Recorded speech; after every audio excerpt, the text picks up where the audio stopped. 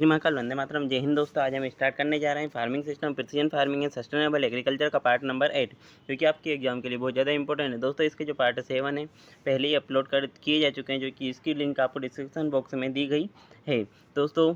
आपको बता दें कि यदि आप इस वीडियो का PDF लेना चाहते हैं तो उसके लिए डिस्क्रिप्शन बॉक्स में दिए गए लिंक के द्वारा आप हमारे ग्रुप में ज्वाइन हो सकते हैं और आप फ्री PDF पा सकते हैं।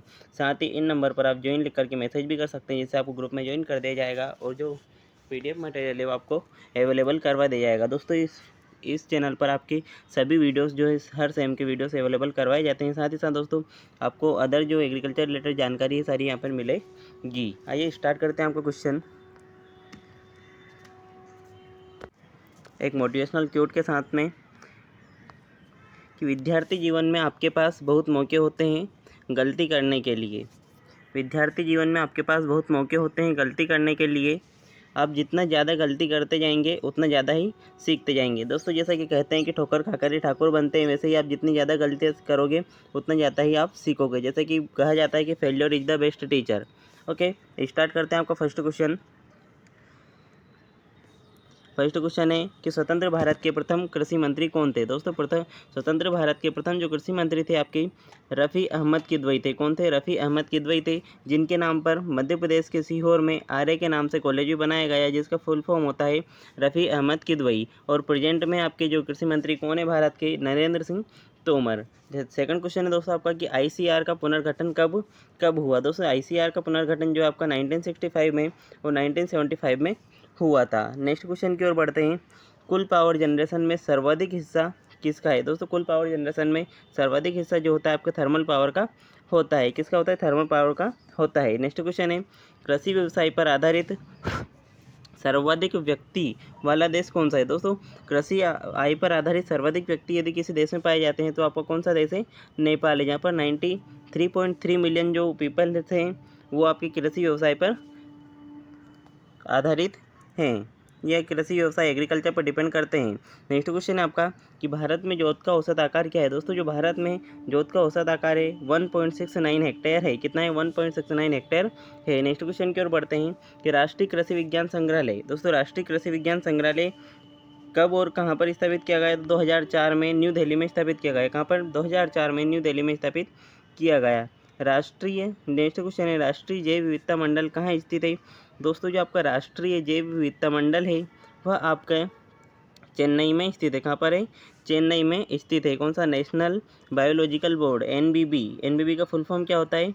नेशनल बायोलॉजिकल बोर्ड, या फिर हिंदी में कहा जाए तो राष्ट्रीय जैव विविधता मंडल इसे कहा जाएगा। नेक्स्ट क्वेश्चन की ओर दोस्तों हम बढ़ेंगे कि IARI का फुल फॉर्म क्या था दोस्तों। Indian agriculture research institute. क्या? इंडियन एग्रीकल्चर रिसर्च इंस्टीट्यूट, जो कि आपका कहाँ पर स्थित है? न्यू दिल्ली में स्थित है। कहाँ स्थित है? न्यू दिल्ली में स्थित है। तो पूछा गया है कि IARI कहाँ स्थित है दोस्तों, तो IARI आपका कहाँ पर स्थित है? न्यू दिल्ली में स्थित है। नेक्स्ट क्वेश्चन की ओर हम बढ़ेंगे।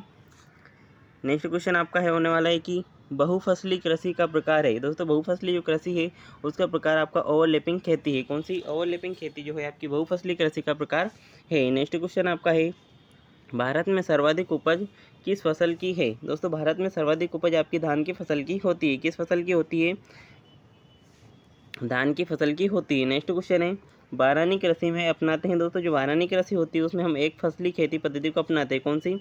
एक फसली खेती पद्धति को अपनाते हैं। नेक्स्ट क्वेश्चन की हम बात करेंगे GBPUAT। क्या? GBPUAT कहाँ स्थित है दोस्तों। एग्रीकल्चर फील्ड का सबसे पहला विश्वविद्यालय भी आपका एग्रीकल्चर विश्वविद्यालय भी सबसे पहला देखा जाए तो आपका GBPUAT ही है, जिसका पूरा नाम आपका है Govind Ballabh Pant university of agriculture technology, जो कि आपका कहाँ पर स्थित है दोस्तों।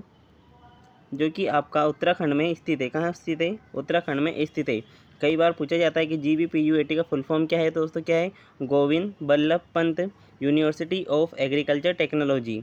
नेक्स्ट क्वेश्चन की ओर बढ़ेंगे कि बारानी कृषि उन क्षेत्रों में की जाती है। बारानी कृषि उन क्षेत्रों में मतलब कि शुष्क कृषि भी हम उसे कह सकते हैं, है ना। बारानी कृषि को हम किस नाम से जानते हैं? आपकी शुष्क कृषि के नाम से दोस्तों हम जानते हैं। तो बारानी कृषि उन क्षेत्रों में की जाती है जहाँ वार्षिक वर्षा 800 mm से कम होती है। कितनी? 800 mm से कम होती है। कई बार ऑप्शन में आता है कि 750 mm से कम वार्षिक वर्षा वाले क्षेत्रों को किस नाम से जाना जाता है दोस्तों। 750 mm से कम वर्षा वाले क्षेत्रों को शुष्क कृषि के नाम से जाना जाता है। फिर बारानी खेती के नाम से उसे हम जानते हैं। नेक्स्ट क्वेश्चन आपका है, इंदिरा गांधी कृषि विश्वविद्यालय कहाँ पर स्थित है। दोस्तों आपका जो इंदिरा गांधी कृषि विश्वविद्यालय है वह रायपुर में स्थित है। नेक्स्ट क्वेश्चन की ओर बढ़ेंगे, केंद्रीय शुष्क खेती अनुसंधान परिषद कहाँ पर स्थित है। केंद्रीय शुष्क खेती अनुसंधान परिषद दोस्तों आपका कहाँ पर स्थित है, जोधपुर में स्थित है। कहाँ पर स्थित है, जोधपुर में स्थित है। और केंद्रीय शुष्क खेती अनुसंधान परिषद को हम कजरी के नाम से भी जानते हैं। किस नाम से जानते हैं, कजरी के नाम से दोस्तों इसे हम जानते हैं। कई बार ऑप्शन में आता है कजरी कहाँ स्थित है, तो आपका कहाँ पर स्थित है, जोधपुर में स्थित है। नेक्स्ट क्वेश्चन की ओर बढ़ेंगे। नेक्स्ट क्वेश्चन है आपका, फील्ड प्लॉट टेक्निक के जनक। दोस्तों फील्ड प्लॉट टेक्निक के जनक जो आपके जेबी बेसिंगोल्ड है। क्या है, जेबी बेसिंगोल्ड क्या है, आपके फील्ड प्लॉट टेक्निक के जनक हैं।